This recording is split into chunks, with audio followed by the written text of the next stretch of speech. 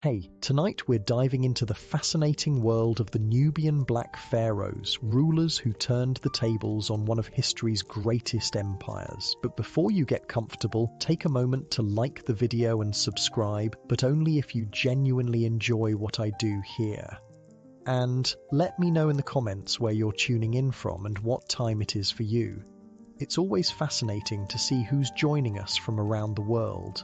Now, dim the lights, maybe turn on a fan for that soft background hum, and let's ease into tonight's journey together. Congratulations, you've just woken up in the 8th century BCE, and you're not just anyone, you're P, soon to be the first Nubian pharaoh of Egypt's 25th dynasty. The morning sun filters through the window of your palace in Napata, casting long shadows across the sandstone floor. Outside, you can hear the gentle flowing of the Nile, life-giver to your kingdom of Kush. The good news is you're about to become one of history's most powerful rulers, commanding an empire that will stretch from deep in present-day Sudan all the way to the Mediterranean Sea. The bad news? Your day as a Nubian pharaoh will test every ounce of your diplomatic skill, military prowess, and divine connection to the gods. You swing your legs over the side of your bed, though bed might be too simple a word for the ornate sleeping platform you rest upon. It's carved from precious woods, inlaid with gold and ivory, and covered with the finest linens. The room around you is spacious and cool despite the growing heat outside. You've got to hand it to the ancient Nubians. They knew how to build. Thick walls keep the desert heat at bay, while cleverly positioned windows allow for refreshing breezes. A servant enters silently, head bowed. "Great one," he murmurs, "the day awaits your divine presence." You rise and stretch, feeling the weight of responsibility already pressing down upon your shoulders. Today is no ordinary day. Today you will finalize plans for your northern campaign, the historic push into Egypt that will forever change the relationship between these two ancient powers. Two attendants enter to begin your morning rituals. You might think being a pharaoh means lounging around, giving orders all day, but you're about to discover that every moment of your life is scripted with religious significance and royal protocols.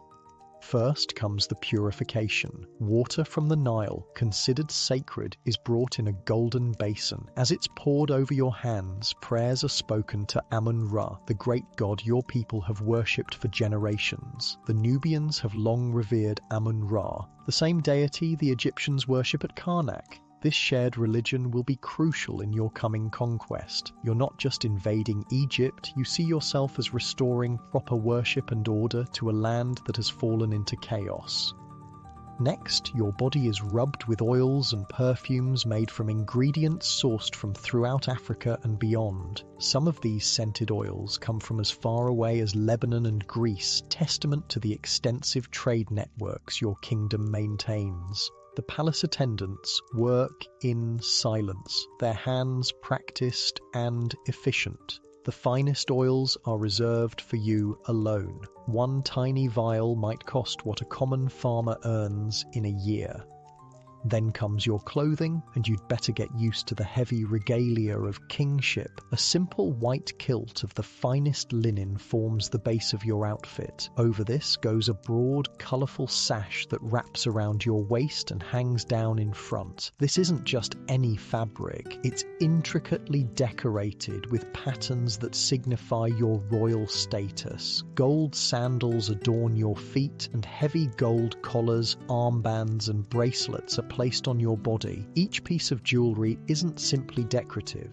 They're powerful symbols, many bearing protective amulets and inscriptions to the gods. Finally, your attendants bring forth the crowns. Today, you'll wear the distinct double crown that symbolizes your rule over both Upper and Lower Nubia. It's surprisingly heavy, and you must hold your head high and steady despite the weight, just one of the many physical demands of kingship. By the time you're fully dressed and adorned, the morning is well advanced. Your clothing alone may weigh an extra 15 pounds, and you'll wear it through the heat of the day. You'd better be physically strong to endure this, and that's before you even begin the actual work of ruling. "The council awaits, Great One," announces the chief steward, bowing deeply. You nod and move toward the great hall where your military commanders and advisors have gathered. Your walk is deliberate and measured. A pharaoh never hurries. Every movement you make is watched and interpreted. A rushed step might be seen as anxiety, a slouched shoulder as weakness. The pressure to appear divine and infallible is constant.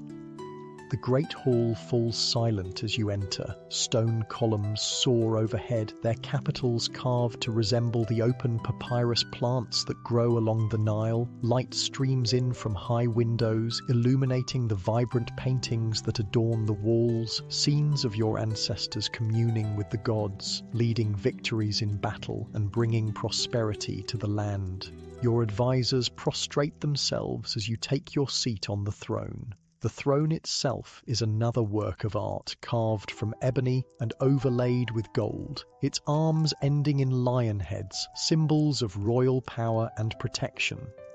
"Rise," you command, your voice echoing through the chamber. The council meeting begins, and immediately you're plunged into complex discussions of military strategy, religious obligations, and diplomatic maneuvering. This is where you discover that being pharaoh isn't just about looking magnificent. It requires a keen intelligence and masterful understanding of politics. Your general Tefnakt approaches with a map drawn on papyrus. "Divine One," he begins, "our scouts report that Egypt remains divided. The local princes squabble amongst themselves. Their central authority has collapsed." He points to various locations on the map. Memphis, Thebes, Heracleopolis, all controlled by different factions. You nod thoughtfully. Egypt, once united and mighty, has fractured into competing power centers. The land to your north has entered what historians would later call its third intermediate period, a time of political fragmentation. For centuries, Egypt had been the dominant power, sometimes ruling over Nubian territories, but now the tables have turned. "And the temple of Amun at Karnak," you ask, referring to Egypt's most sacred site. "The priests grow concerned," replies your high priest. "They believe proper rituals are being neglected. They would welcome a strong ruler who respects the old ways. This is crucial information. You've been portraying yourself not as a foreign conqueror, but as a restorer of Ma'at, the ancient Egyptian concept of truth, balance, and cosmic order. Your invasion will be framed as a religious duty, bringing proper worship back to a land that has strayed from divine principles." As the meeting progresses, you learn that your army is nearly ready. The famous Nubian archers, the feared bowmen of Kush, whose skill is legendary throughout the ancient world, form the backbone of your forces. These warriors can hit targets at distances that seem impossible to other armies of the time. Your personal guard, composed of the most elite of these archers, stands at attention along the walls of the hall, but military might alone won't secure your place as pharaoh. You must also understand the complex religious rituals that legitimize royal power in both Nubia and Egypt. The Oracle of Amun at Jebel Barkal has spoken favorably of your campaign, the High Priest informs you. Jebel Barkal, that distinctive flat-topped mountain with its pinnacle that resembles a rearing cobra when viewed from the west. This site is sacred to both Nubians and Egyptians, believed to be the southern home of Amun-Ra himself. The temple at its base has been a holy site for centuries, and the blessing of its oracle is essential for your plans.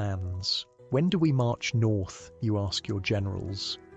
With the next full moon, Divine One. comes the reply. "The river levels will be favorable for our ships." You nod your approval. The timing is auspicious. The campaign will begin soon. As the council meeting concludes, you're reminded of your next duty, a visit to the temple to make offerings to Amun-Ra. There's no rest for a pharaoh. Your day is a carefully choreographed sequence of religious ceremonies, administrative decisions, and public appearances. You rise from your throne, and once again your attendants fall in around you as you move toward the palace exit. Outside, the heat of the day hits you like a physical force. The temperature in this region can soar to over 120 degrees during the hottest parts of the year. Even now, well before midday, the air shimmers with heat above the stone pathways. Your people line the route to the temple, falling to their knees as you pass. To them, you are not just a king, you are a living god, the embodiment of divine power on earth. It's a heavy burden to bear. Every blessing in their lives, from the flooding of the Nile to the success of their crops, is believed to flow from your divine connection. And likewise, every hardship might be interpreted as a sign of divine displeasure. The procession makes its way through the city of Napata, your capital. It's a prosperous place, with well-built homes of mud brick for the ordinary citizens and grander stone structures for the nobility and temples. Markets buzz with activity as traders offer goods from throughout the known world. Gold from the mines of the eastern desert, ivory from the south, exotic woods, spices, and precious stones. You'd be proud of this city. Napata stands at a crucial crossroads of trade routes, allowing your kingdom to control commerce between Central Africa and Egypt. This strategic position has brought great wealth to your kingdom, wealth that now finances your armies and your monumental building projects. The Temple of Amun rises before you, its massive stone pylons towering over the surrounding buildings. Built in the Egyptian style, but with distinctive Nubian elements, it's a testament to the cultural connections between your people and those you plan to rule. Priests in white linen robes await your arrival, censers of smoking incense in their hands. The temple interior is cool and dim after the brightness outside. Light filters through small, high openings, creating dramatic beams that illuminate the sacred spaces. The scent of incense fills the air, and the soft murmur of prayers creates a hypnotic atmosphere.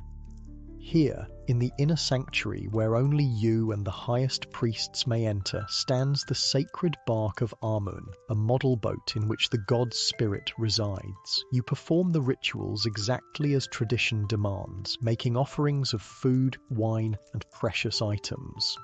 The high priest intones prayers in both the Nubian language and Egyptian, another sign of the cultural duality of your kingdom. The ritual is lengthy and physically demanding, standing in the same position for long periods, performing precise movements, all while wearing your heavy royal regalia. It's exhausting, but any sign of fatigue or discomfort would be unthinkable. Divine kings do not show human weakness. As the ceremony concludes, the high priest turns to you. "Amun has spoken," he announces. He blesses your northern campaign and confirms you as his chosen one, who will restore proper worship in the two lands. This divine endorsement is the final piece you needed. With the god's blessing, you can now proceed with absolute confidence in the righteousness of your cause. Emerging from the temple, you blink in the harsh sunlight. Your next duty awaits, a public audience where you'll hear petitions from your people. Being accessible to your subjects, at least symbolically, is an important aspect of Nubian kingship. A shaded pavilion has been prepared in the central plaza. You take your seat as the common people are allowed to approach, though not too closely, and only after being thoroughly searched by your guards. Security is always a concern for a ruler, even a divine one. The petitioners come one by one, farmers seeking resolution to land disputes, merchants requesting trading rights, officials reporting on the state of outlying provinces. Each approaches with profound deference, often trembling in your presence. It's strange to think that despite your absolute power, these brief interactions might be the only time your ordinary subjects ever see your face. You listen carefully to each petition. A pharaoh must be both firm and just. Your decisions here will be repeated throughout the kingdom, building your reputation as either a fair ruler or a tyrant. The weight of each judgment is not lost on you. A dispute between two village headmen catches your attention. They argue over water rights, a critical issue in this arid land. After hearing both sides, you render a decision that seems to surprise your advisors, rather than simply ruling in favor of the more influential man. You divide the water access more equitably, but command both villages to contribute labor to build an improved irrigation system that will ultimately benefit both communities. "The divine Pharaoh is wise beyond measure," murmurs one of your advisors, genuine admiration in his voice.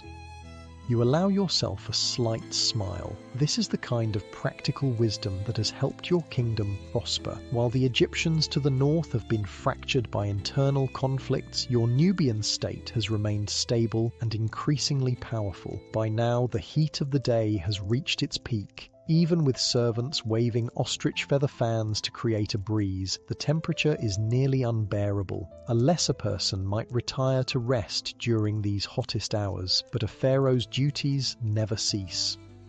Next comes a meeting with foreign envoys. Your kingdom maintains diplomatic and trade relationships with powers throughout the region, from the other kingdoms of Central Africa to the city-states of Phoenicia and beyond. Today, a representative from a trading power along the Red Sea coast has brought gifts and a proposal for expanded trade relations. The diplomat approaches with elaborate courtesy, presenting luxurious gifts, rare spices, beautifully crafted textiles, and a cage containing exotic birds with plumage in colors you've never seen before. In return, you present him with gold, the precious metal for which your land is famous, along with ivory and finely crafted Nubian pottery. The diplomatic discussions are complex, touching on tariff rates, protected trade routes, and mutual defense against raiders who might threaten merchant caravans. You navigate these negotiations skillfully, securing favorable terms while maintaining the dignity and mystery that surrounds your divine status. As the foreign envoy departs, visibly impressed by both your wisdom and the splendor of your court, your chief steward approaches. "Divine One," he says quietly, "the royal architect awaits your approval for the new temple designs."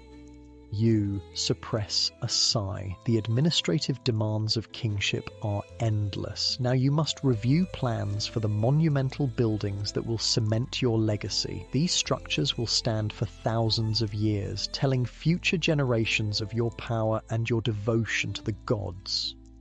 The architect unrolls papyrus scrolls containing detailed drawings.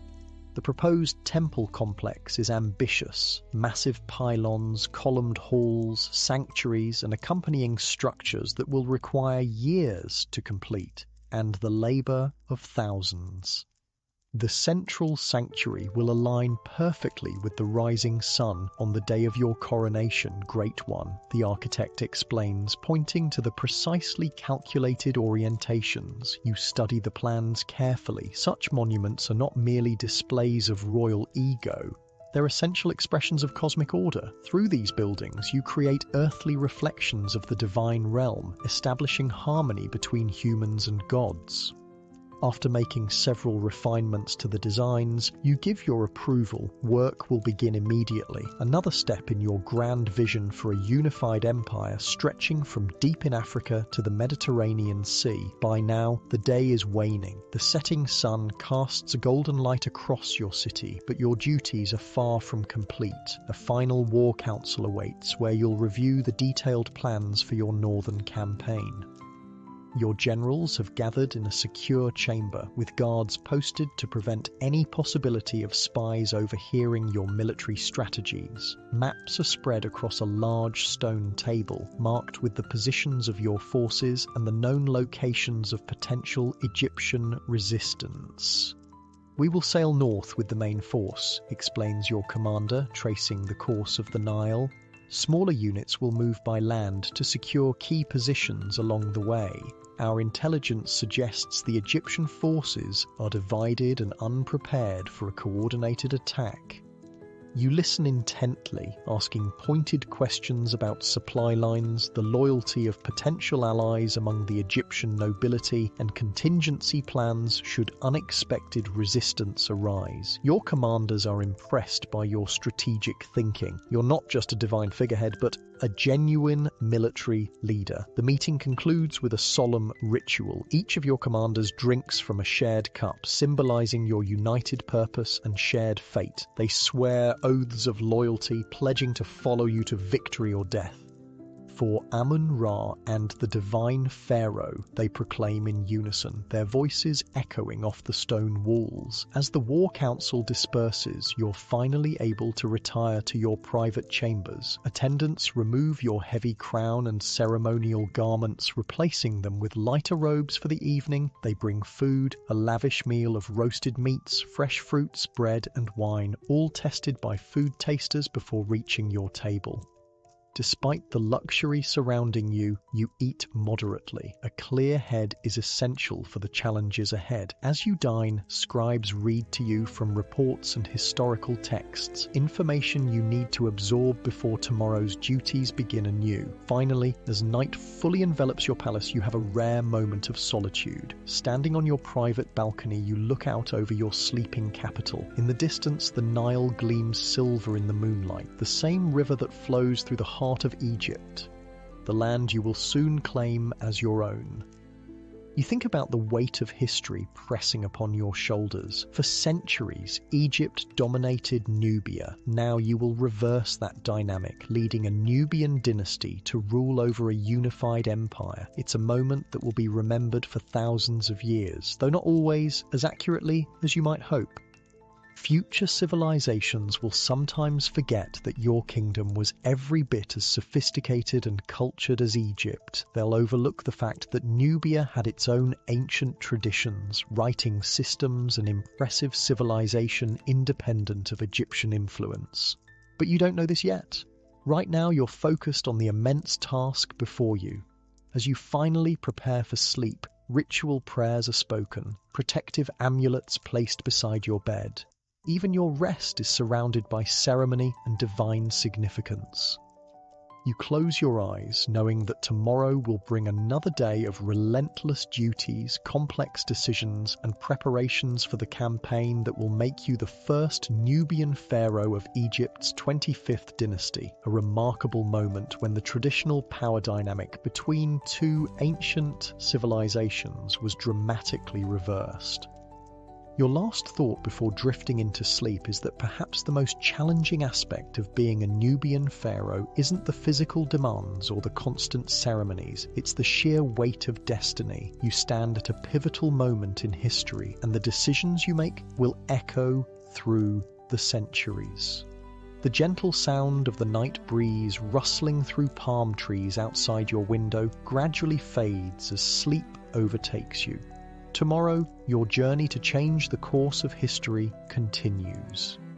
The morning comes early, as it always does in the desert. The first rays of sunlight filter through the narrow window of your palace chamber, and before you can fully appreciate the peaceful moment, your attendants arrive. Another demanding day as Pharaoh Pi begins.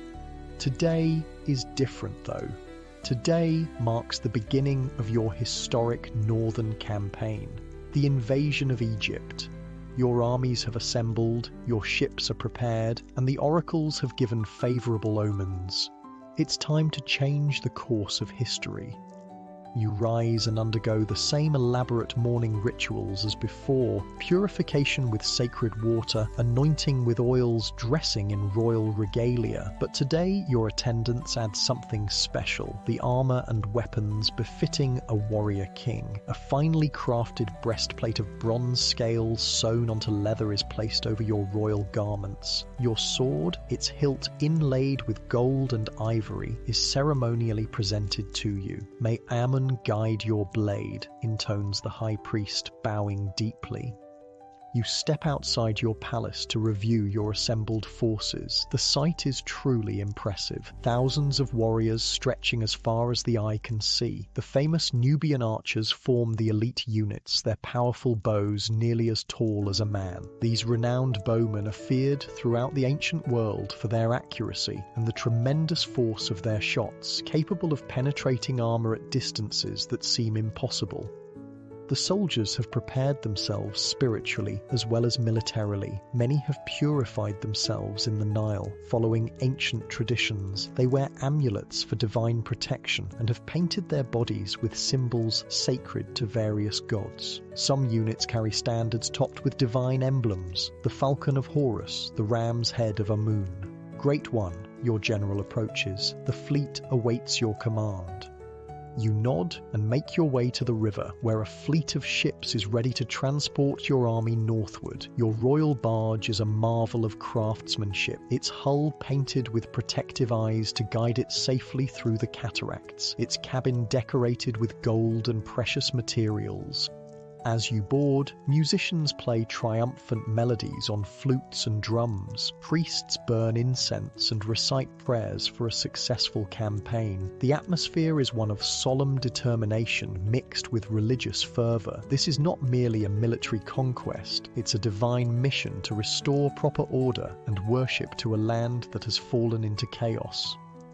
With a blast of trumpets, the fleet begins its journey downstream. The Nile will carry you north toward destiny, but first you must navigate the challenging cataracts, sections of the river where rocky outcrops create dangerous rapids. Even for experienced Nubian sailors, these passages are treacherous.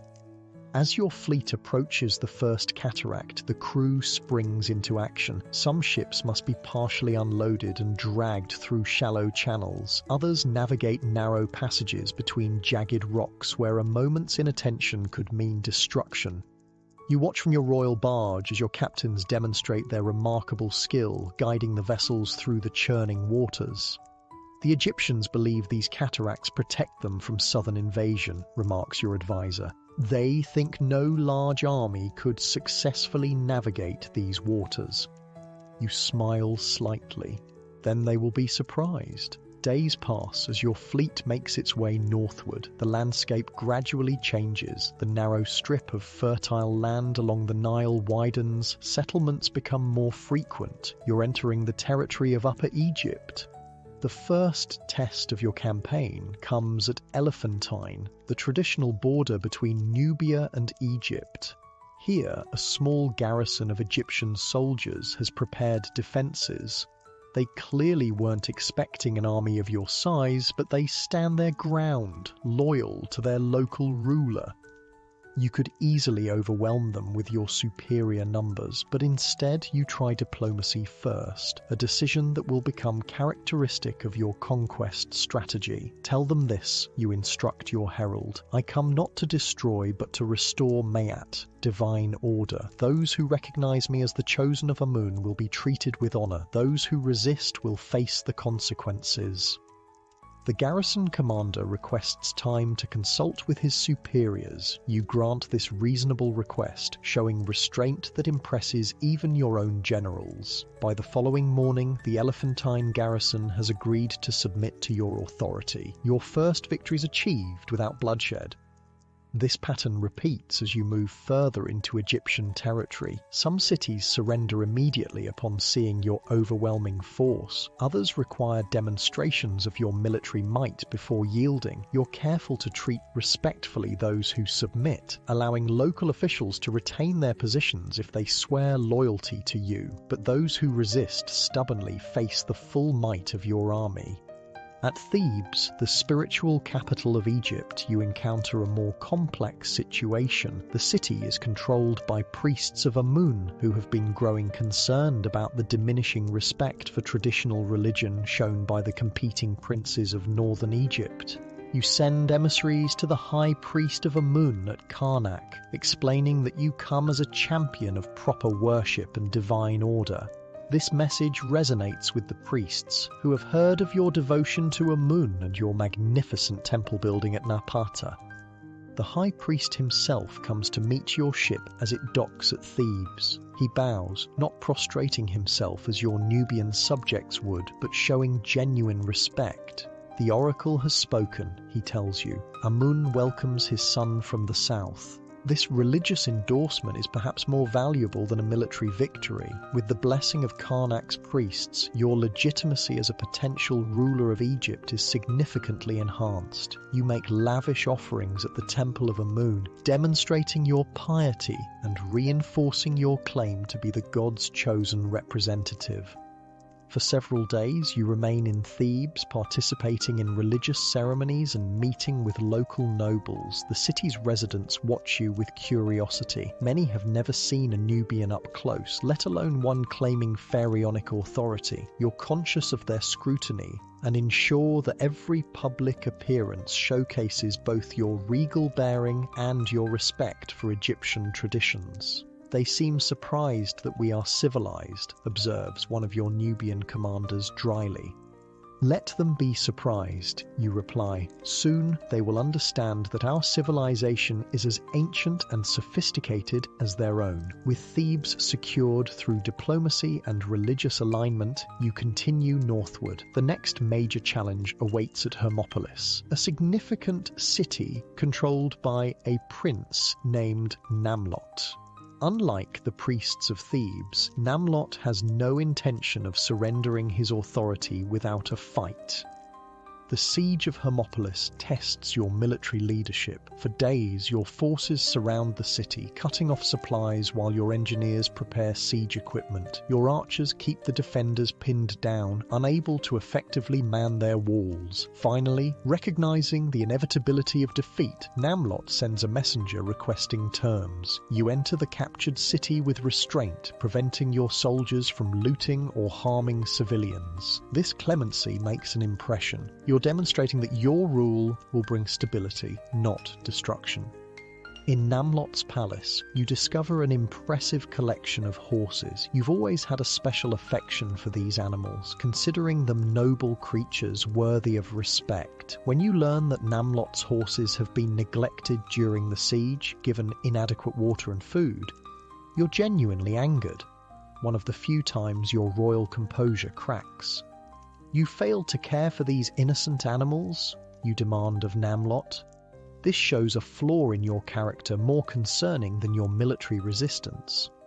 You order your own grooms to tend to the horses immediately and make note of this incident in the victory stele you'll later commission, an unusual detail that reveals your personal values amid the grand political narrative. As your campaign continues northward, word of your approach and your policy of mercy toward those who submit spreads ahead of you. Several more cities surrender without resistance, but the greatest challenge still lies ahead. Memphis, the ancient administrative capital, controlled by a coalition of northern princes led by a ruler named Tefnacht.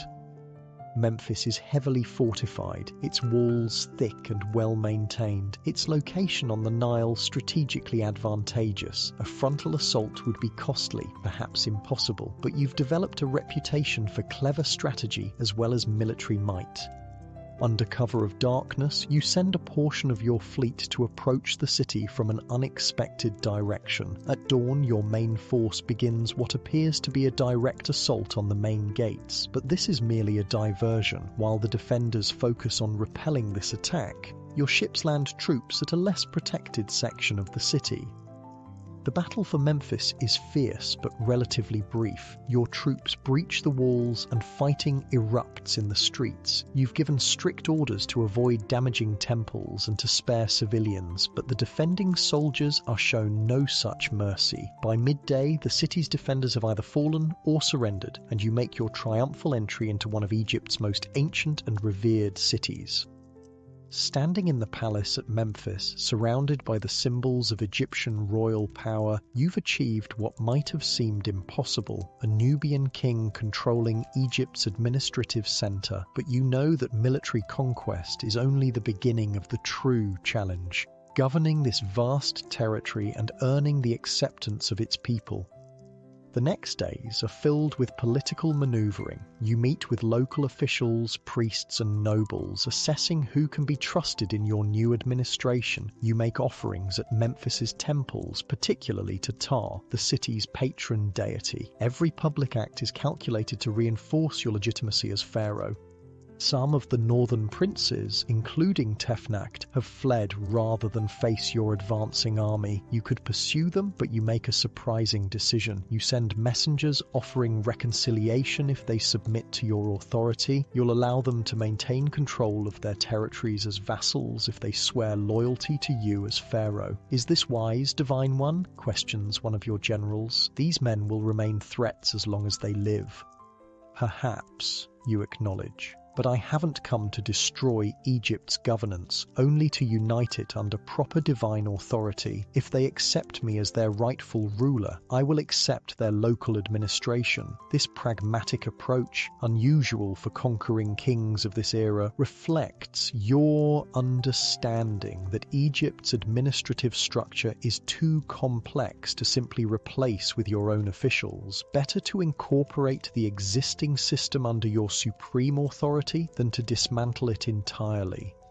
Remarkably, most of the princes accept your terms, swearing oaths of loyalty. Tefnacht, too proud to submit in person, sends tribute and a written oath. You accept this compromise, demonstrating both strength and flexibility. With Egypt now at least nominally united under your rule, you face a new challenge. How to govern this vast territory while maintaining your power base in Nubia. The distance between Memphis and Napata is enormous, over 1,000 miles along the winding course of the Nile. No single ruler can be physically present throughout such an expanse. You develop a system of governance that will characterize the Kushite rule of Egypt. You'll personally travel between the key centers, spending time in both Egypt and Nubia. Trusted family members and officials will serve as your representatives in different regions. Egyptian administrative structures will largely remain intact, but now answer to your authority. At Memphis, you commission a victory stele, a stone monument inscribed with the story of your conquest. Written in hieroglyphics, it details your campaign, emphasizes your piety toward Amun and other gods, and establishes your legitimacy as pharaoh. This victory stele of Paye, as historians will later call it, becomes one of the most important historical documents of your reign. With the political situation in Egypt stabilized, you make a decision that surprises many of your commanders. Rather than remaining in Egypt to solidify your personal rule, you announce your intention to return to Napata, your original capital in Nubia. The conquest is complete, but our homeland requires the pharaoh's presence, you explain. My nephew Shabaka will remain in Memphis as my representative. This decision reveals much about your conception of kingship. Unlike many conquerors who abandon their origins to embrace the wealth and prestige of their new territories, you maintain a deep connection to your Nubian homeland. Your identity remains rooted in Kush, even as you take on the additional mantle of Egyptian pharaoh. Before departing, you visit the ancient pyramid complexes at Giza and Saqqara. Standing in the shadow of these monumental structures, built nearly 2,000 years before your time, you're moved by their grandeur and spiritual significance. These visits will influence your later decision to revive pyramid building for royal burials, a practice Egyptians had abandoned centuries ago, but which will become a hallmark of your dynasty. The journey back to Napata is long but triumphant. At every major city along the Nile, you're greeted with celebrations. Your conquest has brought stability after decades of fragmentation, and many ordinary Egyptians welcome this new order, regardless of its foreign origin. Upon your return to Napata, you immediately visit the great temple of Amun at the foot of Jebel Barkal, the sacred mountain. There, in an elaborate ceremony, you dedicate the spoils of your Egyptian campaign. Golden statues, precious jewelry, rare materials, and other valuables taken from the conquered territories. This reinforces your image as a pious king who shares his success with the gods. In the following years, you embark on an ambitious building program in both Egypt and Nubia. Temples are restored, expanded, and newly built. Palaces and administrative buildings rise in key cities. This construction serves multiple purposes. It honors the gods, provides employment for thousands, and creates visible symbols of your dynasty's power and legitimacy. Particularly significant is your work at the Temple of Amun at Jebel Barkal. You expand this already impressive complex, adding new sanctuaries and monumental gateways. The temple becomes the spiritual heart of your kingdom, a sacred site that unites Egyptian religious traditions with Nubian identity. You also introduce an innovation that will become one of the most recognizable features of your dynasty: royal pyramids. Though smaller than the Great Pyramids of Giza, these steep-sided structures built at El Kuru near Napata create an unmistakable visual link between your Kushite kingdom and ancient Egyptian traditions. Life as a ruler of two lands presents constant challenges. You must respect and uphold the distinct cultural traditions of both Egypt and Nubia while fostering a sense of unity. You must maintain religious legitimacy in both contexts, and you must constantly guard against potential rebellions or external threats. Your days follow a pattern of relentless duty. Dawn begins with purification rituals and prayers, followed by meetings with officials from various regions of your empire. You review reports on agricultural production, tax collection, military readiness, and foreign relations. You personally judge important legal cases, setting precedents for your officials to follow in more routine matters. Religious ceremonies occupy a significant portion of your time. As a divine king, you must maintain proper relationships with the gods through regular offerings and participation in festivals. The calendar is filled with sacred days requiring your presence at various temples. Building projects demand your attention as well. You review architectural plans, visit construction sites, and make decisions about materials, designs, and inscriptions. These structures will stand for millennia. They must perfectly express your royal ideology and religious devotion. Despite your conquest of Egypt, you never fully abandon Nubian cultural elements. Your royal iconography blends Egyptian and Kushite features. You're portrayed wearing the double crown of Egypt, but also distinctively Nubian royal symbols. In official contexts, you use both Egyptian hieroglyphics and Meroitic script, the writing system of your Nubian homeland. This cultural duality extends to your personal life. Your primary wives come from noble Nubian families, maintaining your connection to your homeland's elite. But you also form marriage alliances with Egyptian noble houses, binding them to your dynasty through family ties. Your children receive education in both cultures. They learn Egyptian religious texts and administrative systems, but also maintain Nubian traditions and language. This bicultural upbringing prepares them to rule an empire spanning diverse peoples and regions. Years pass, and you begin to feel the weight of age and responsibility. You've achieved what seemed impossible, establishing a Nubian dynasty that rules Egypt not through brute force alone, but with religious legitimacy and administrative skill. You've been accepted as a true pharaoh, your name included in official king lists alongside native Egyptian rulers. As you approach the end of your reign, you make careful preparations for succession. Your nephew Shabaka, who has proven himself as your representative in Memphis, is positioned to take the throne after you. The transition must be smooth to maintain the stability you've worked so hard to establish. In your final years, you commission your tomb, a pyramid at El Kuru that will house your mummified remains along with treasures to sustain you in the afterlife. The burial chamber is decorated with scenes showing you in the company of gods, particularly Amun-Ra, to whom you've demonstrated such devotion throughout your life. When death finally comes, you face it with the same dignity that characterized your reign. Your body undergoes the elaborate Egyptian mummification process, preserved for eternity. You're buried with honor in your pyramid tomb, surrounded by offerings and protective amulets. Your legacy is secure. You founded a dynasty that will rule Egypt for nearly a century, bringing a period of stability, religious revival, and cultural flourishing. Future generations will know you as Paye, or Pianki, first of the Black Pharaohs, the Nubian king who conquered Egypt and ruled it with wisdom and piety. And though the pharaoh's death marks an ending, it also heralds a beginning, the continuation of the remarkable Kushite 25th dynasty, whose story is far from complete. For now, your successor Shabaka assumes the double crown, facing the same immense challenges you once did, balancing two cultures, maintaining divine legitimacy and protecting a vast empire against both internal division and external threats.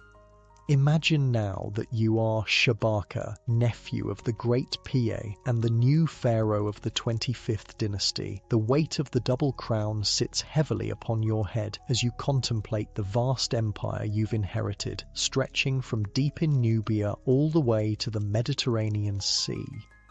Your uncle conquered Egypt. Your task is perhaps even more challenging: to solidify Nubian rule and make it accepted as legitimate by both Egyptians and your homeland Nubians.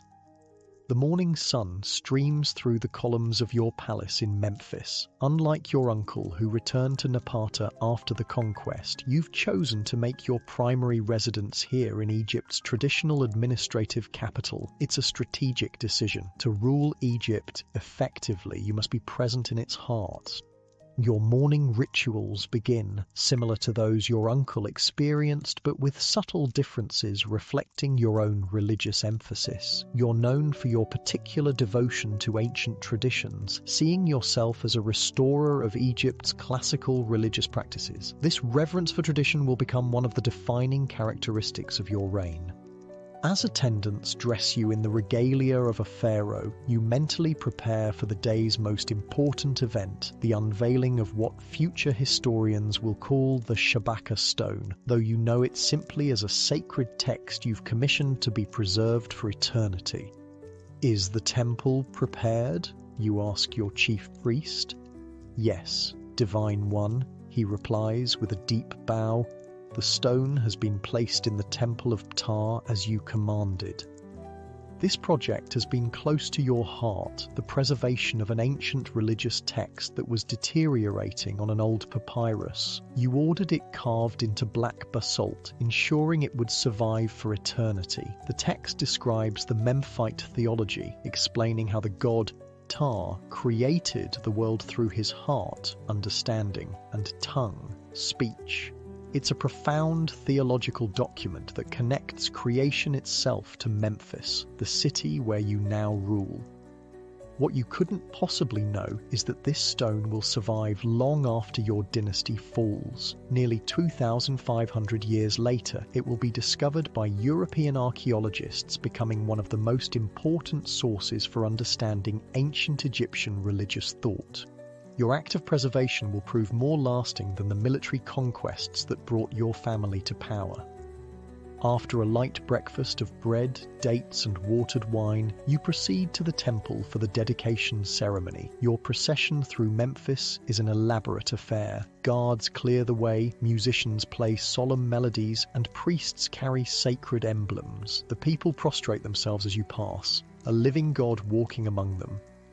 The Temple of Ptah is one of Memphis's most ancient and revered sanctuaries. Inside, the cool dimness provides relief from the growing heat of the day. Incense smoke curls toward the ceiling as priests chant prayers. The stone you've commissioned sits prominently in the main hall, its polished black surface gleaming in the light of oil lamps.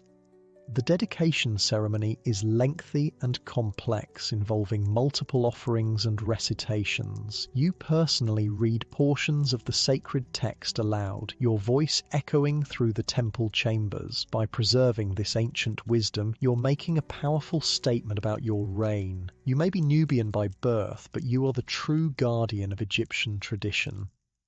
After the ceremony, you return to the palace for the daily business of governance. Your approach to ruling differs somewhat from your uncle's. Where Pa was a warrior king who conquered through military might, you're more of a scholar king, focused on cultural and religious revival.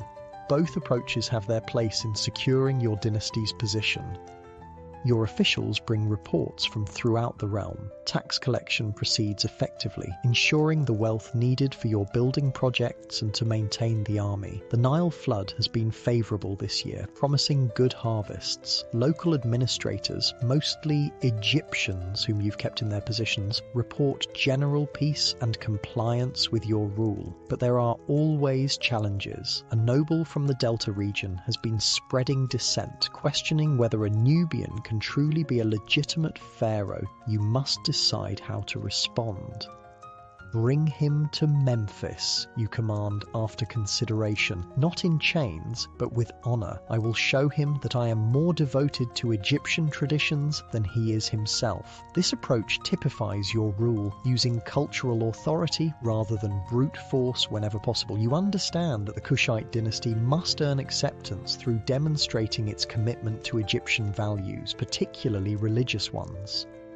Later that day, you meet with the architects overseeing your building projects. Under your direction, temples throughout Egypt are being restored and expanded. You're particularly focused on the temple complexes at Karnak and Luxor in Thebes, the spiritual heart of Egypt. The new hypo-style hall at Karnak will be completed before the next inundation, the chief architect assures you, showing detailed plans drawn on papyrus. You nod approvingly. These massive building projects serve multiple purposes. They honour the gods, provide employment for thousands of workers, and create visible symbols of your dynasty's power and piety. The distinctive Kushite architectural touches you've incorporated, particular column styles and decorative elements, will mark these buildings as products of your reign for centuries to come.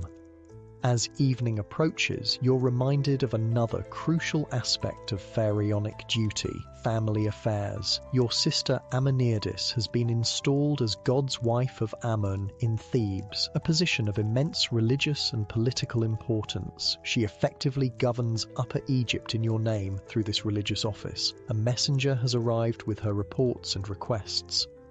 The god's wife of Amun was traditionally a celibate priestess who married the god symbolically, managing his extensive temple properties and wealth. By installing your sister in this position, you've placed a loyal family member in control of one of Egypt's most powerful institutions.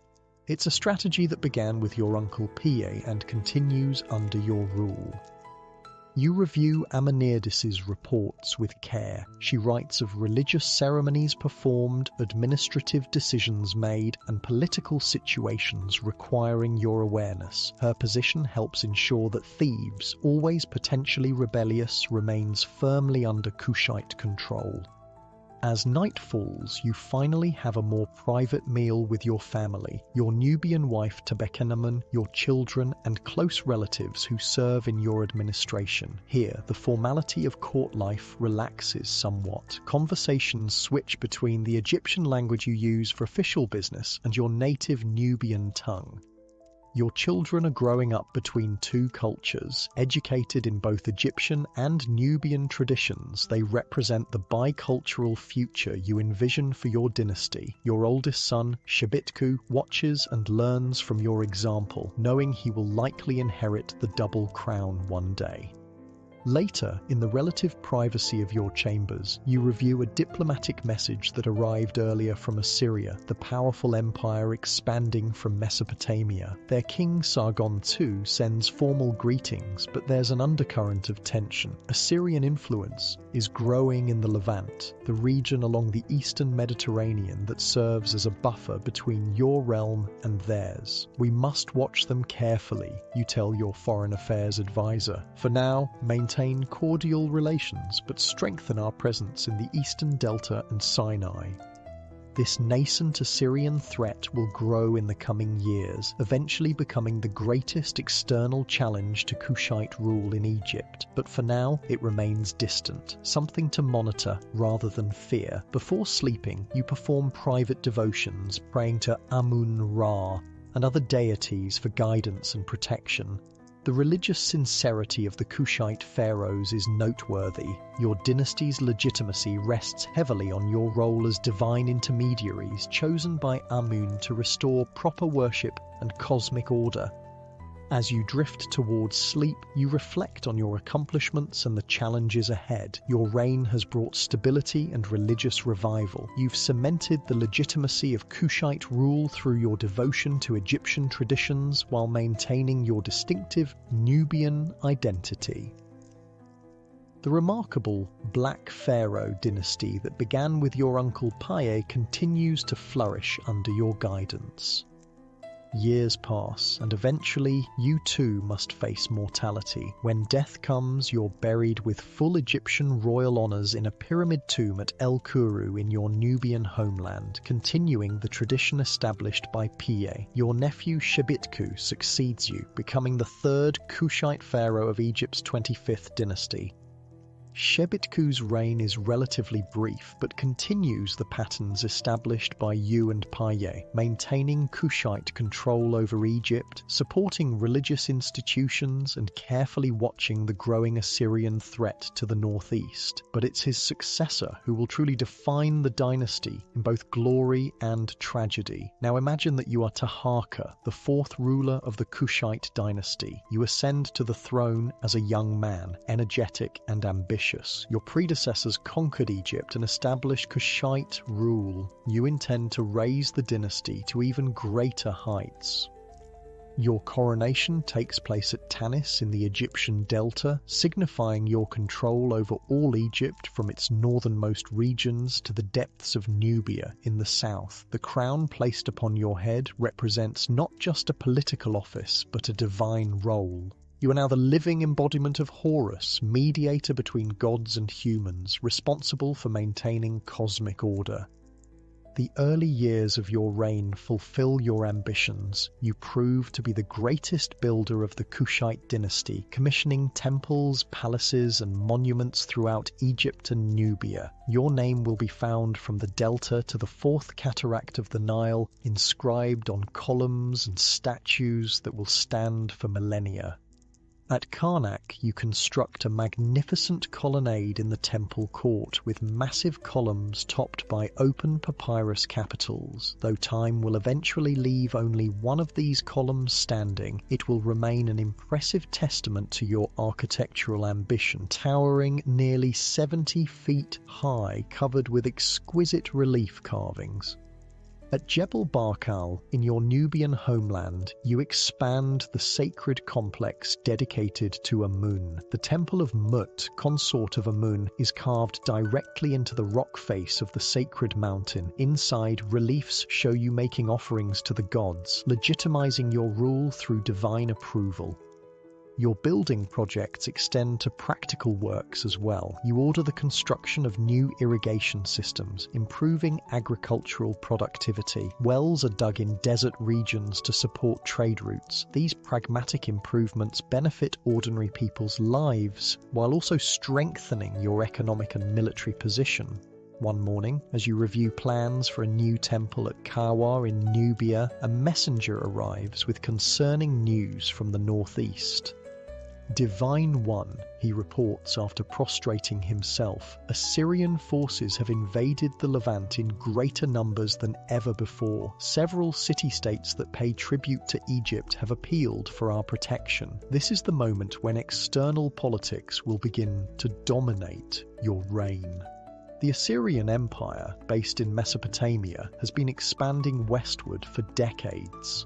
Now, under their king Esarhaddon, they present a direct threat to Egyptian interests and ultimately to Egypt itself. You call your military commanders and advisors for an emergency council. Maps are spread before you, showing the Levantine coastal regions and the advancing Assyrian positions. For centuries, Egypt has considered this area part of its sphere of influence, a buffer protecting its northeastern frontier. We must support our vassals, you declare after hearing various opinions. Prepare the army to march eastward. This decision sets in motion events that will define the latter part of your reign. The initial engagement with Assyrian forces goes well. Your army successfully pushes them back, protecting Egyptian allied cities in the Levant. You commission victory monuments celebrating this success, not realizing it will prove temporary. The demands of international politics now occupy much of your time. You forge alliances with various powers who also fear Assyrian expansion. One of your most significant partnerships is with King Hezekiah of Judah, who resists Assyrian domination. This alliance enters religious texts that will still be read thousands of years later. The Hebrew Bible records how Tirhakah, king of Ethiopia, Taharka, came to support Judah against the Assyrian king Sennacherib during his siege of Jerusalem. The biblical account describes how the Assyrian army mysteriously withdrew after your intervention, a significant diplomatic and military achievement for your dynasty. Despite these initial successes, the Assyrian threat continues to grow. Their technological and military advantages, iron weapons, advanced siege equipment, and overwhelming numbers make them a formidable enemy. Your kingdoms of Egypt and Kush, though wealthy and sophisticated, struggle to match their military innovations. In 671 BCE, disaster strikes. Esarhaddon launches a massive invasion of Egypt itself. Your forces fight valiantly but are overwhelmed by the Assyrian war machine. Memphis falls and you are forced to retreat southward to Thebes. For the first time, the Kushite control of Egypt is seriously threatened. The following months are among the most challenging of your reign. From Thebes, you reorganize your forces and plan a counterattack. When news arrives that Esarhaddon has withdrawn the bulk of his army to deal with matters elsewhere, you seize the opportunity. A rapid advance northward allows you to recapture Memphis and restore Kushite control over much of Egypt. This victory proves short-lived. In 669 BCE, Esarhaddon marches on Egypt again. Though he dies during the campaign, his son Ashurbanipal continues the invasion. The Assyrian forces are overwhelming, and this time they push beyond Memphis to Thebes itself. The capture and plundering of Thebes in 663 BCE marks a traumatic moment in Egyptian history. This great religious center, which had stood inviolate for centuries, is now in foreign hands. The Assyrians loot its temples and palaces, carrying away countless treasures, including 2 massive obelisks that will be transported all the way to Nineveh. You are forced to retreat to your Nubian homeland, effectively ending Kushite control of Egypt. After nearly a century of rule, the 25th dynasty's dominion over the 2 lands comes to an end. Yet even in this defeat, you maintain your royal dignity and religious authority. In Napata and throughout Nubia, you are still Pharaoh, still the divine king chosen by Amun. The final years of your reign focus on strengthening your Nubian kingdom and preserving what remains of your dynasty's legacy. You continue building projects in Nubia, particularly at Nuri, where you establish a new royal cemetery. Your pyramid there, larger than those of your predecessors, will become your final resting place. Despite the loss of Egypt, you're remembered as one of the greatest kings of the 25th dynasty. Your architectural achievements, military campaigns, and cultural patronage leave an indelible mark on both Egyptian and Nubian history. The religious revival you and your predecessors championed influences Egyptian culture long after Kushite political control ends. When death finally comes, you're buried with appropriate ceremony in your pyramid at Nuri. Your successor Tantamani will make one last attempt to restore Kushite control in Egypt, briefly recapturing Memphis before being permanently driven back by the Assyrians and their Egyptian allies. The 25th dynasty's rule over Egypt has ended, but its legacy endures. For nearly a century, Nubian kings ruled as pharaohs, bringing stability, religious revival, and cultural flourishing after a period of fragmentation. They governed not as foreign occupiers, but as legitimate pharaohs, accepted within the ancient Egyptian tradition.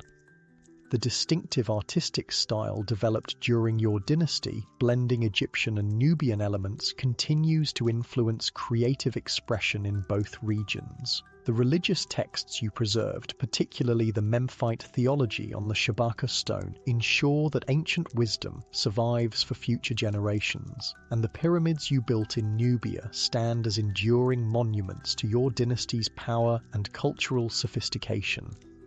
Perhaps most importantly, your dynasty demonstrates that the relationship between Egypt and Nubia was never simply one of Egyptian dominance. These two ancient African civilizations influenced each other profoundly over thousands of years, sometimes as rivals, sometimes as partners. And during your remarkable era, with Nubians as Egypt's divinely appointed rulers. Far from the stereotype of a peripheral civilization existing in Egypt's shadow, your Kushite kingdom reveals itself as a sophisticated power with its own distinct traditions, capable of not only resisting Egyptian influence, but of conquering and ruling Egypt itself. The story of the Black Pharaohs stands as a powerful reminder of Africa's complex history and the remarkable civilizations it produced long before European colonization. As the stars shine over your pyramid tomb at Nuri, your legacy lives on, in monuments that still stand, in texts still studied, and in the permanent reframing of the relationship between two of Africa's greatest ancient civilizations. Now that we've explored the grand political narratives of the Nubian pharaohs, let's step away from the royal palaces and battlefields to discover what life was like for ordinary people living under the rule of the Black Pharaohs. After all, empires aren't just made of kings and conquests. They're built on the daily lives, labours, and beliefs of thousands of individuals whose names rarely appear in historical records. Imagine you're no longer a pharaoh, but instead an ordinary resident of the Kushite kingdom during the height of the 25th dynasty. The sun rises over your mud brick home in a small village along the Nile, somewhere between the 3rd and 4th cataracts in what is now northern Sudan. This is the heartland of Kush, the powerful African kingdom that sent its rulers north to conquer Egypt. Your home is simple but comfortable, built of sun-dried mud bricks that keep the interior surprisingly cool despite the scorching heat outside. The walls are thick with small windows placed high to create air circulation while minimizing the direct sunlight. The flat roof, accessible by a ladder, serves as an outdoor sleeping area during the hottest months when the interior becomes too warm at night. Inside, the floor is packed earth, swept clean each morning. Reed mats provide seating during the day and bedding at night. Storage jars contain your household's precious grain supply, carefully protected from mice and insects. Clay oil lamps provide light after sunset, though most activities follow the natural rhythm of daylight. As the first rays of sun filter through your doorway, you rise to begin your day. If you're a farmer, as most people in this society are, your schedule is dictated by the seasons and the river. During the inundation, when the Nile floods and covers your fields, you might work on maintaining irrigation channels or on other tasks like repairing tools and buildings. After the waters recede, leaving behind fertile silt, the planting begins, back-breaking work of preparing the soil and sowing seeds. The Nubian agricultural system relies on both the natural flooding of the Nile and increasingly sophisticated irrigation methods. The shadaf, a simple but effective device with a counterweight on one end of a pole and a bucket on the other, allows you to lift water from the river to irrigate fields beyond the natural flood zone. More complex water wheel systems, powered by oxen, expand the arable land even further. Your main crops include sorghum and millet, ancient indigenous grains perfectly adapted to the African climate. These hardy plants form the foundation of the Nubian diet. You also grow barley for making beer, various vegetables like onions and cucumbers, and perhaps some fruit trees if you're fortunate enough to have a garden plot. If you're a woman in this household, your morning begins with food preparation, using a stone grinding pallet, a technology unchanged for thousands of years. You grind sorghum or millet into flour for the day's bread. This is physically demanding work, requiring strength and endurance as you push the grinding stone back and forth across the base stone for up to an hour to produce enough flour for your family. The bread you make isn't the raised loaves familiar to Egyptians, but flatter, denser cakes cooked on a clay griddle over an open fire. Sometimes you might add honey or dates for special occasions, but most days it's simply the plain staple that provides most of your family's calories. While the main meal is being prepared, children are sent to collect water from the Nile or from community wells. Water carriers balanced on heads are a common sight, with young girls learning this skill from an early age. The water not only serves for drinking and cooking, but also for the ritual washing that precedes prayers in this increasingly Amun-centered religious culture. If your family has animals, perhaps a few goats, sheep, or chickens, they need tending as well. Livestock represents wealth and food security in this agricultural society. Cattle are especially prized, though typically only the more affluent families own them. For most ordinary households, smaller animals provide occasional meat, milk, and eggs to supplement the grain-based diet. By mid-morning, the day's heat begins to build. If you're working in the fields, you've already been labouring for several hours, perhaps alongside neighbours in a communal work arrangement. Agricultural labour is often organised collectively, with families helping each other during critical planting and harvesting times. The social structure of Nubian villages maintains some egalitarian principles despite the highly stratified nature of the broader kingdom. Village elders make many local decisions through consensus, though all ultimately answer to officials appointed by the Pharaoh's administration. Land ownership follows complex patterns, with some plots held communally and others allocated to specific families. If you're not a farmer, you might be engaged in one of the many specialized crafts essential to Nubian society. Pottery production is particularly significant. Nubian ceramics are not just functional items, but works of art, with distinctive decorative patterns that archaeologists can still identify thousands of years later. The characteristic black-topped redware created through a special firing technique is especially valued. Other crucial crafts include weaving, basketry, leatherworking, and metallurgy. Goldworking is particularly important in the Kushite kingdom, which controls major gold-producing regions. The precious metal isn't just for royal treasuries. It appears in jewelry worn by many levels of society, though the quantity and quality vary dramatically by social status. By midday, the sun is merciless. Work often pauses during these hottest hours, with families retreating to shade for the main meal of the day. This typically consists of bread, beer, and perhaps a vegetable stew flavored with locally grown herbs and spices. Meat is reserved for special occasions for most ordinary families. The beer you drink bears little resemblance to modern versions. It's thick, nutritious, and relatively low in alcohol, more of a staple food than an intoxicant. Everyone drinks it, including children, as it's often safer than water and provides essential calories and nutrients. After the midday meal and rest, work resumes in the slightly cooler late afternoon hours. For children, this might include formal education if you're from a privileged family connected to the temple or administrative systems. The Kushite elite are literate in both Egyptian hieroglyphics and the indigenous Meroitic script, though the latter develops more fully after the 25th dynasty period. For most children, however, education is practical rather than literary, learning the skills they'll need as adults by working alongside parents and other adults. Boys typically follow their father's occupations, while girls learn domestic skills and crafts from their mothers and other female relatives. As the workday winds down, community life becomes more prominent. The village marketplace might come alive in the cooler evening hours with people trading goods, exchanging news, and socializing. If you have items to trade, perhaps excess produce from your garden or crafts you've made, you'll barter for things your household needs. While most day-to-day exchange happens through barter, the Kushite kingdom does use certain standardized values for larger transactions.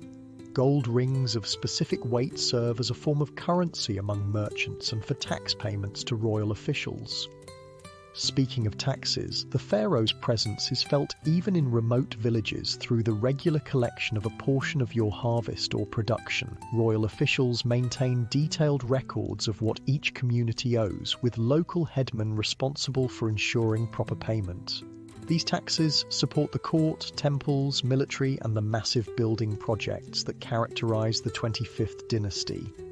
If you're living during the height of Kushite power when they controlled Egypt, you might occasionally see these resources returning to your community in the form of infrastructure improvements, irrigation systems, grain storage facilities, and temples. The Kushite pharaohs, particularly Taharqa, were known for practical public works that benefited ordinary people alongside their more monumental construction projects.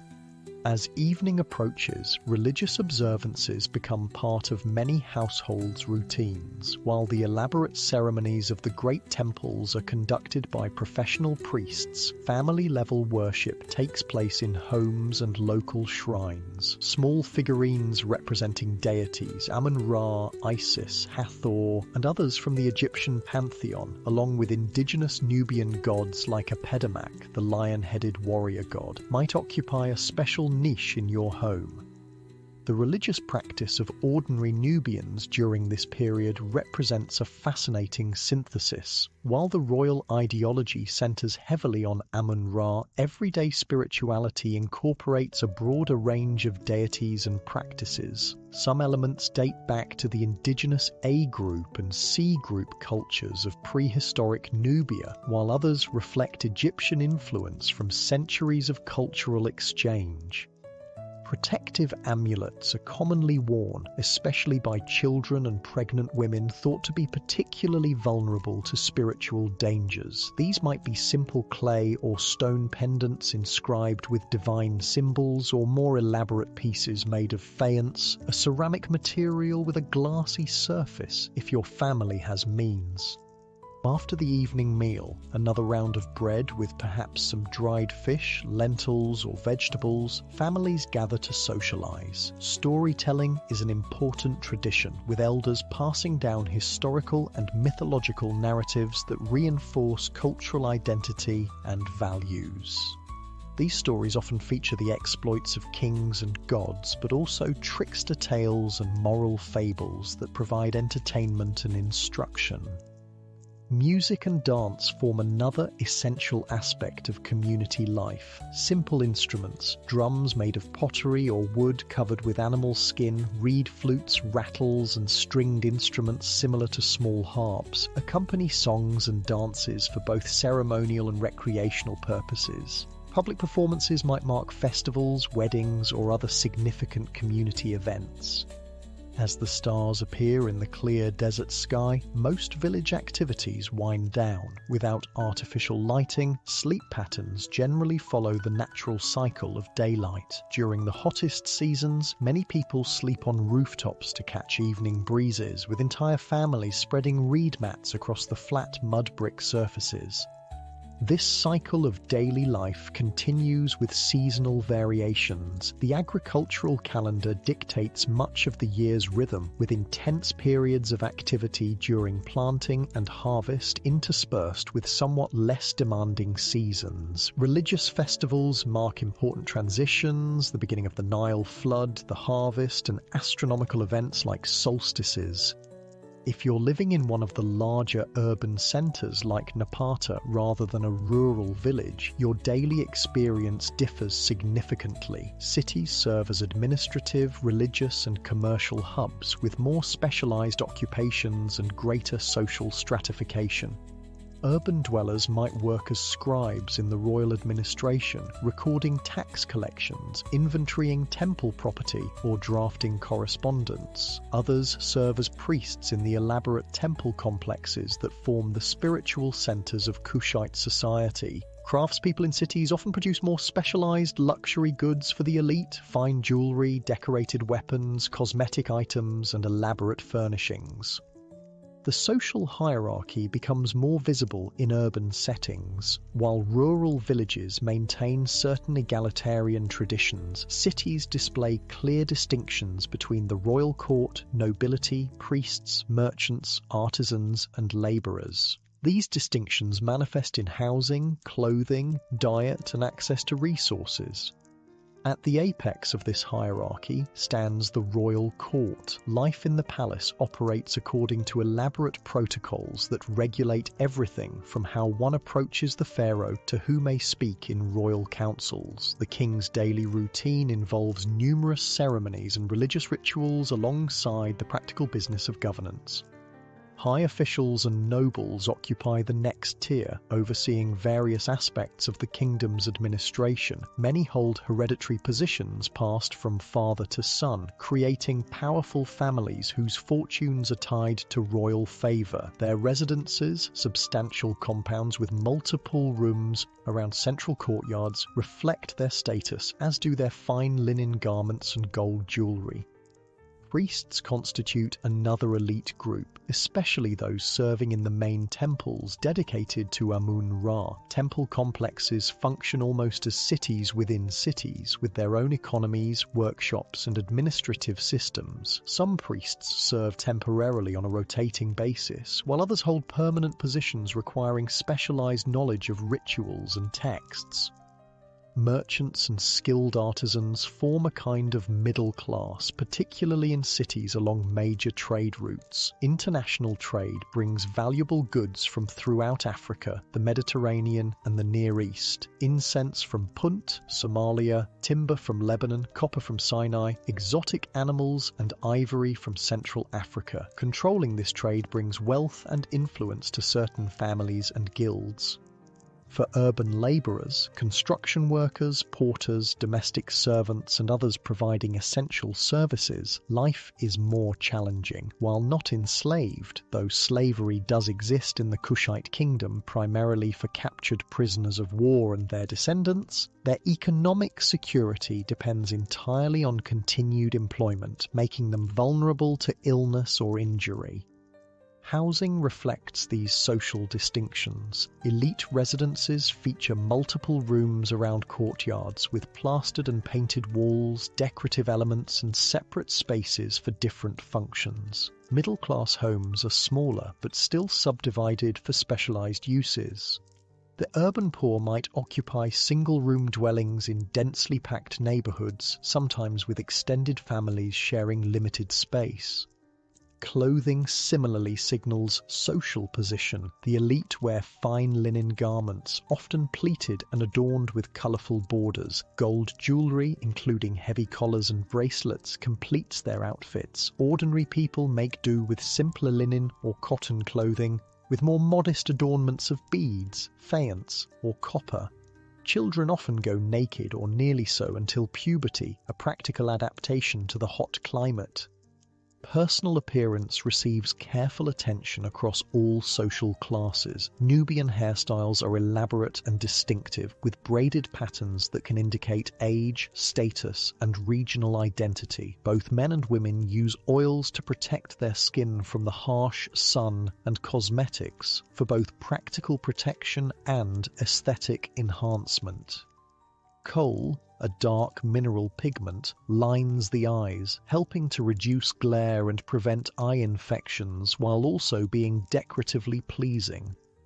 For women in Kushite society, roles vary by social class. Elite women may have considerable influence, particularly those connected to the royal family or holding religious offices. The institution of the god's wife of Amun, controlled by Kushite princesses during the 25th dynasty, represents one of the highest status positions available to women in the ancient world, with both religious authority and substantial political power. Ordinary women manage households, contribute to agricultural labour, and often engage in specialised crafts like pottery and textile production. Some evidence suggests Nubian society granted women more autonomy than contemporary Egyptian culture, particularly in legal matters like property ownership. Female figures in Kushite art appear in a wider variety of active roles than their Egyptian counterparts. Health and medicine reflect a combination of practical knowledge and religious beliefs. Some herbal remedies used by Nubian healers contain genuinely effective compounds, while other treatments rely more on spiritual intervention. Life expectancy is short by modern standards, perhaps 30-40 years on average, with high infant mortality and significant risks associated with childbirth for women. Now imagine the changes that occur when the Kushite pharaohs lose control of Egypt after the Assyrian invasions. The kingdom contracts to its Nubian heartland, with the royal court permanently established at Napata. While this represents a political setback, in many ways daily life continues, much as before for ordinary people in the Nubian territories. The loss of Egyptian resources does require adjustments. Without access to certain Egyptian luxury goods, local alternatives develop. The architecture of temples and palaces evolves to incorporate more indigenous elements alongside the Egyptian-influenced styles that dominated during the 25th dynasty. Religion also undergoes subtle transformations. While Amun-Ra remains the principal deity, indigenous Nubian gods like Apedimak gain prominence. Temples built after the retreat from Egypt feature these distinctly Nubian deities more prominently, though always within a framework heavily influenced by Egyptian religious concepts. The kingdom's centre of gravity begins to shift southward. Eventually, around 300 BCE, the royal capital moves from Napata to Meroe, further south along the Nile. This marks the transition from what scholars call the Napatan period to the Meroitic period of Kushite history. Meroe develops as a major iron-producing centre, with numerous furnaces processing ore from nearby sources. This technological specialisation provides economic strength that helps the kingdom maintain its independence despite the loss of Egypt. The distinctive steep-sided Nubian pyramids continue to be built for rulers and elites, now at sites near Meroe rather than El Kuru or Nuri. The Meroitic period sees the full development of the indigenous writing system, the Meroitic script. While clearly inspired by Egyptian hieroglyphics, it represents the Kushite language, which is entirely different from Egyptian. Official inscriptions now appear in both hieroglyphics and Meroitic, reflecting the kingdom's dual cultural heritage. Trade routes shift somewhat, with greater emphasis on connections to Central Africa and the Red Sea rather than the Mediterranean. Exotic goods still flow through the kingdom, however, including items from as far away as India and China that arrive via Red Sea ports and overland routes. Throughout these transitions, certain distinctive aspects of Kushite culture persist. The famous Nubian archers maintain their reputation for excellence, serving as the military backbone of the kingdom. Pottery styles continue to display the characteristic decorative patterns that identify them as distinctly Nubian. Religious syncretism, the blending of Egyptian and indigenous traditions, remains a defining cultural feature. Perhaps most significantly, the memory of the 25th dynasty, when Kushite kings ruled as pharaohs of Egypt, continues to provide ideological legitimacy for the royal line. Even centuries after the retreat from Egypt, Kushite rulers portray themselves with the double crown and other symbols of Egyptian kingship, maintaining the claim to be rightful heirs to this ancient tradition. For ordinary people, these grand political narratives might seem distant from daily concerns of agriculture, family, and local community. Yet the cultural pride associated with the Black Pharaoh period likely permeates society at all levels, reinforcing a sense of Kushite identity and historical importance that helps sustain the kingdom through various challenges. This remarkable civilization continues for centuries after the 25th dynasty ends, with the Kingdom of Kush remaining independent until around the 4th century CE, eventually changing trade patterns, resource depletion, and pressure from the rising Kingdom of Aksum in Ethiopia contribute to its decline. But the legacy of Kush, and particularly the extraordinary period when Nubian kings ruled as Egypt's 25th dynasty, endures far beyond the kingdom's political existence. Archaeological discoveries continue to reveal the sophistication of this African civilization, challenging earlier historical narratives that marginalized Nubia's role or portrayed it merely as a cultural appendage to Egypt. The story of the Black Pharaohs and the kingdom they ruled stands as a powerful reminder of Africa's complex pre-colonial history, a story of sophisticated states with monumental architecture, distinctive artistic traditions, complex religious systems, and far-reaching trade networks. Far from being peripheral to world history, Nubia and its remarkable 25th dynasty represent a central chapter in the development of ancient civilization.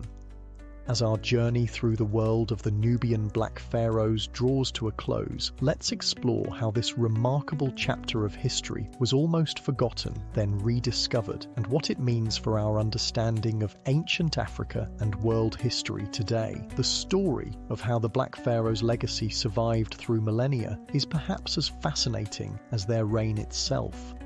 Imagine now that you're standing in the scorching desert of northern Sudan. The year is 1842, and you're a European explorer named Carl Richard Lepsius. The ruins before you are breathtaking. Dozens of steep-sided pyramids rising from the sand, temples with columns covered in hieroglyphics, and statues of forgotten kings. Yet almost nobody in Europe or America knows these monuments exist.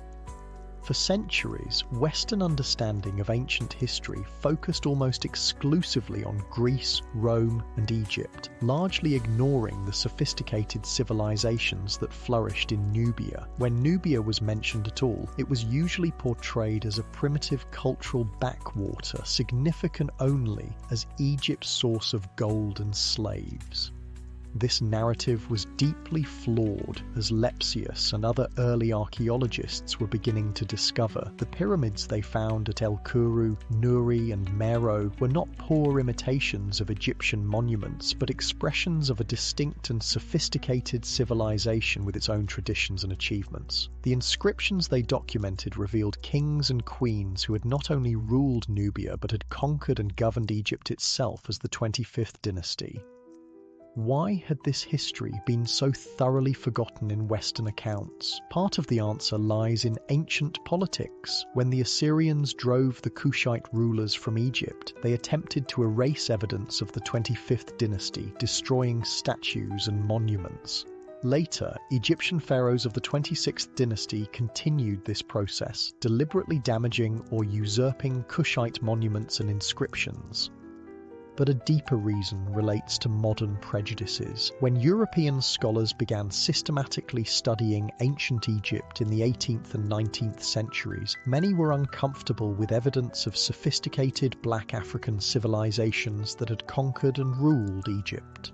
Such findings contradicted the racial theories used to justify European colonialism and the transatlantic slave trade. As one prominent 19th century scholar put it when confronted with evidence of Nubia's achievements, "I cannot recognize in the people portrayed the Negro type. The so-called Ethiopian dynasty was not of Negro but Hamitic origin." This remarkable statement reveals how deeply racial prejudice influenced supposedly objective historical analysis, leading scholars to either ignore Nubian achievements or attribute them to supposedly non-African influences. Fortunately, archaeological evidence is persistent. Throughout the 20th century, continued excavations revealed more and more of Nubia's remarkable history. The construction of the Aswan High Dam in the 1960s, which would flood many ancient Nubian sites under the waters of Lake Nasser, prompted emergency archaeological work that dramatically expanded knowledge of the region's past. Today, museums around the world display stunning artifacts that testify to Nubia's sophistication. The Museum of Fine Arts in Boston holds one of the largest collections of Nubian artifacts outside Africa, including magnificent jewellery, sculpture, and pottery from the 25th dynasty period. The British Museum houses the famous Shabaka stone with its crucial theological text. In Khartoum, the National Museum of Sudan showcases spectacular finds from royal tombs and temples. But perhaps the most powerful testimony to the Kushite achievement remains the monuments they left behind. Despite millennia of weathering, looting, and deliberate destruction, the pyramids of El Kuru, Nuri, and Meroe still stand in the Sudanese desert. The columns erected by Taharqa still reach toward the sky at Karnak. The temple complexes at Jebel Barkal still inspire awe at the foot of the sacred mountain. These physical remnants tell us much about the Kushite kingdom and its 25th dynasty of black pharaohs. Let's explore what makes their legacy so significant for our understanding of ancient history and African civilization. First, the 25th dynasty represents a unique moment when the traditional power dynamic between Egypt and Nubia was reversed. For most of their shared history, Egypt had been the dominant power, sometimes ruling Nubian territories as a colonial overlord. The rise of Kushite kings who conquered and ruled Egypt as pharaohs demonstrates that African political power was not static but fluid, with different centers of influence rising and falling over time. Second, the Kushite period demonstrates sophisticated cultural exchange rather than simple domination. The Nubian pharaohs didn't attempt to erase Egyptian culture and replace it with their own. Instead, they portrayed themselves as champions of traditional Egyptian religious practices, restoring temples and reviving ancient rituals. They adopted elements of Egyptian royal iconography while maintaining distinctive Nubian features in their self-representation. This cultural synthesis is particularly evident in art and architecture. Kushite royal statuary combines Egyptian poses and symbolism with distinctively Nubian features, broader faces, fuller lips, and different crown types. Temple architecture incorporates Egyptian elements like pylons and hypo-style halls, but with proportions and decorative details that mark them as Kushite creations. The ram-headed sphinxes that line the approaches to Kushite temples represent Amun, the deity central to both Egyptian and Nubian religion, but their stocky proportions and distinctive decorative elements are uniquely Nubian. This wasn't simple imitation, but creative adaptation, blending traditions to create something new. Third, the religious policies of the 25th dynasty had lasting impacts on Egyptian theology. The Kushite pharaohs' emphasis on traditional worship, particularly their focus on Amun and the Theban theological system, helped preserve ancient religious texts and practices that might otherwise have been lost during Egypt's politically fragmented Third Intermediate period. The famous Shabaka stone, commissioned by the second Kushite pharaoh, preserves the only known copy of the Memphite theology, a crucial text for understanding ancient Egyptian conceptions of creation. By having this text carved in stone, Shabaka ensured its survival for over 2,500 years, providing modern scholars with invaluable insights into Egyptian religious thought. Fourth, the practical achievements of the Kushite rulers, particularly Taharqa, improved daily life for ordinary people. Beyond monumental buildings, they constructed and repaired irrigation systems, dug wells, and built grain storage facilities. These practical works increased agricultural productivity and improved water management, directly benefiting communities throughout Egypt and Nubia. Fifth, the Kushite period saw important technological innovations, particularly in metallurgy, while the 25th dynasty itself preceded the height of Nubian iron production, which flourished later at Meroe. It laid the groundwork for these developments by strengthening the kingdom's economic and political foundations.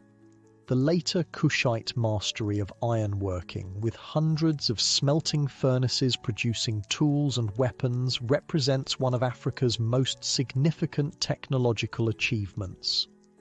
Sixth, the international relations of the 25th dynasty demonstrate Nubia's integration into a broader world system. Diplomatic and military interactions with Assyria, Judah, and other Near Eastern powers show that Kush was a recognized player on the international stage, engaging in the complex politics of the ancient Mediterranean and Near Eastern world. The biblical mention of Tirhakah, king of Ethiopia, Taharka, coming to Judah's aid against Assyria isn't just a religious reference, but evidence of real political and military alliances that shaped the history of the entire region. Far from being isolated, Nubia under the 25th dynasty was connected to a vast network of trade, diplomacy, and sometimes conflict that spanned from Mesopotamia to the Mediterranean and deep into Africa. Seventh, and perhaps most fundamentally, the story of the Black Pharaohs forces us to reconsider traditional narratives about ancient Africa, the sophisticated state organization, monumental architecture, complex religious institutions, and international diplomacy of Kushite Nubia contradict colonial-era characterizations of pre-colonial Africa as lacking significant political development or cultural achievement. The recognition of Nubia's achievements doesn't depend on comparing it to Egypt or other non-African civilizations. Kush was remarkable on its own terms, with a history spanning over 2,000 years, longer than Rome's empire existed. Its distinctive artistic traditions, architectural innovations, and technological developments represent major contributions to human cultural heritage. What makes the 25th dynasty particularly significant is how it embodies the complex relationship between two of Africa's greatest ancient civilizations. Rather than seeing Egypt and Nubia as entirely separate entities or portraying Nubia as merely peripheral to Egypt, the period of Kushite rule demonstrates their deep interconnection and mutual influence. So what happened to this remarkable kingdom after the end of the 25th dynasty? Though driven from Egypt by the Assyrians around 656 BCE, the kingdom of Kush continued to flourish in its Nubian homeland for nearly a millennium more. The royal capital eventually shifted from Napata to Meroe, further south along the Nile, where iron production became a major economic activity.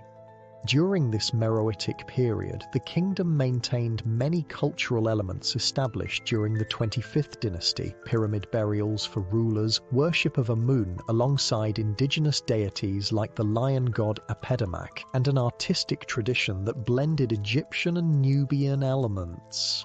The Meroitic script, derived from Egyptian hieroglyphics but representing the Kushite language, came into full use during this period.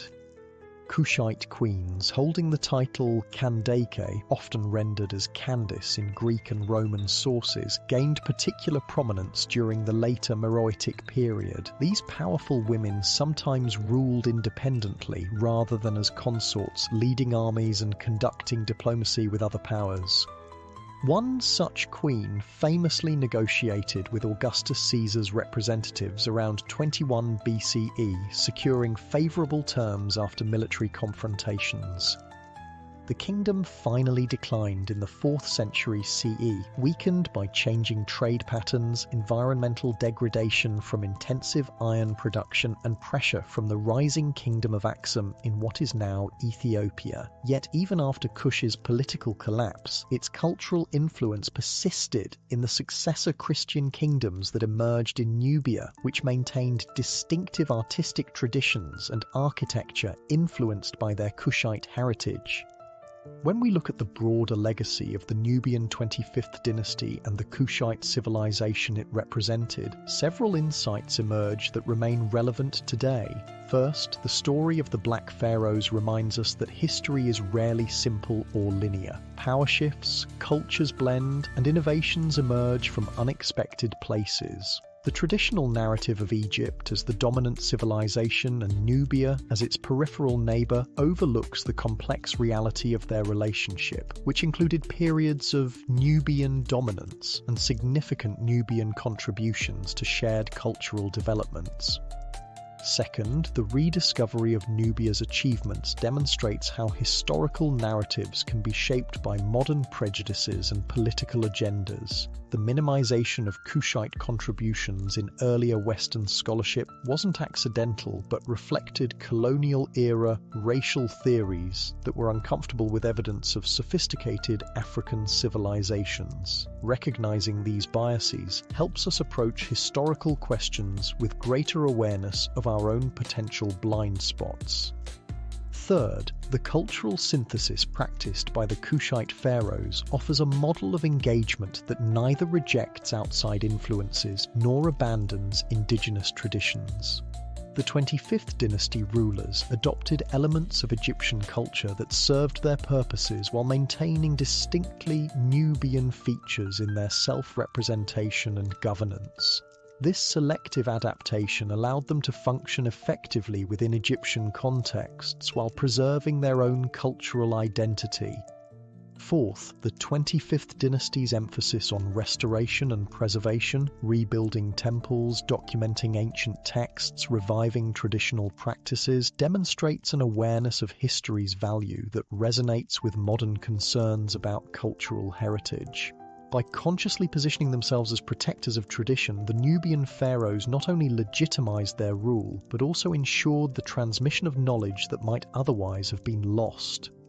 Fifth, the practical achievements of rulers like Taharqa remind us that even in societies where kings claimed divine status, effective governance often depended on addressing ordinary people's material needs. The irrigation works, wells, and grain storage facilities constructed during the 25th dynasty probably did more to secure popular support than grand theological claims or monumental architecture.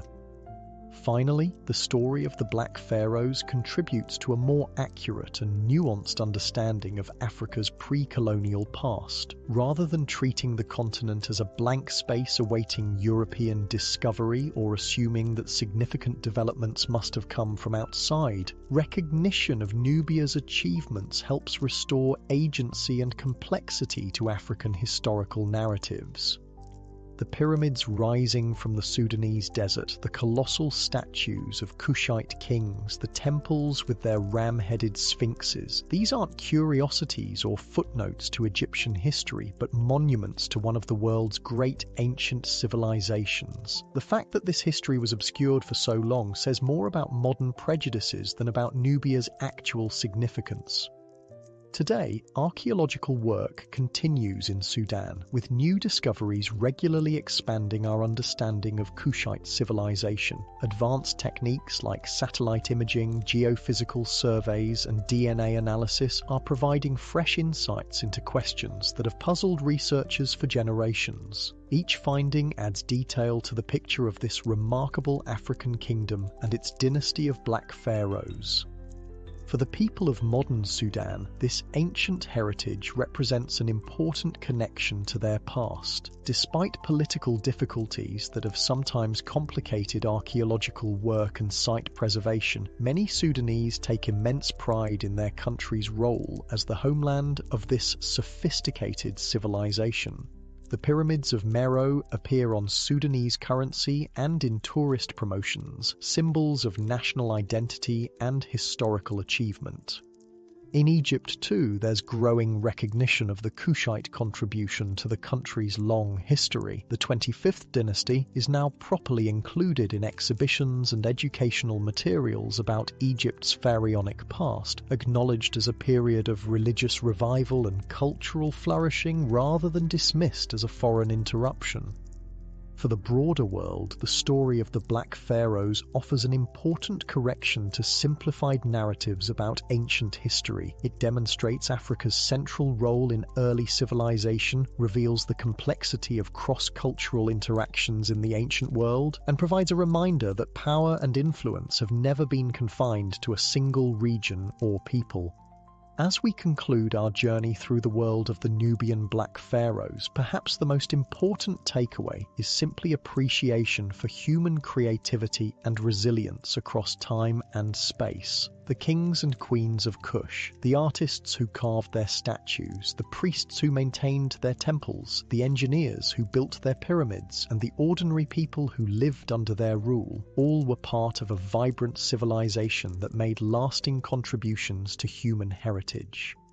When you see images of the pyramids at Meroe, the ram-headed sphinxes of Jebel Barkal, or the face of Taharqa on a museum statue, remember that you're looking at more than just interesting artifacts. You're seeing the legacy of rulers who reframed the relationship between two great African civilizations, who preserved ancient wisdom while creating new cultural syntheses, and who built monuments that have withstood the test of time.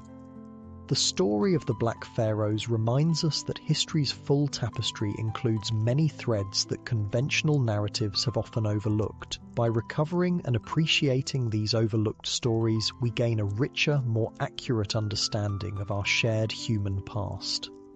As the stars shine over the ancient pyramids of Nuri and El Kuru, where the Nubian pharaohs lie in their eternal rest, their legacy continues to inspire new generations of scholars, artists, and ordinary people fascinated by this remarkable chapter in Africa's long and complex history. The Black Pharaohs may have ruled nearly 3,000 years ago, but their achievements and the questions they raise about power, identity, and cultural exchange remain deeply relevant today. And perhaps that's the greatest testament to their significance, not just that they ruled both Egypt and Nubia for a century, not just that they built monuments that still stand, but that their story continues to challenge us to think more deeply and inclusively about the ancient world and the diverse civilizations that shaped it. As you drift towards sleep, imagine once more the procession of a Nubian pharaoh through the grand temple at Karnak, the sun glinting off golden regalia, the priests chanting ancient prayers, the crowds watching in awe. This wasn't an aberration in history, but part of its rich tapestry. A moment when the traditional narrative shifted, when the conquered became conquerors, when the cultural current flowed southward as well as north. In that image lies a powerful reminder that history's path is never straight or simple, that power shifts in unexpected ways, and that human achievement knows no geographical or racial boundaries. The story of the Black Pharaohs, long obscured, has re-emerged to take its rightful place in our understanding of the ancient world, a testament to Africa's central role in the development of human civilization.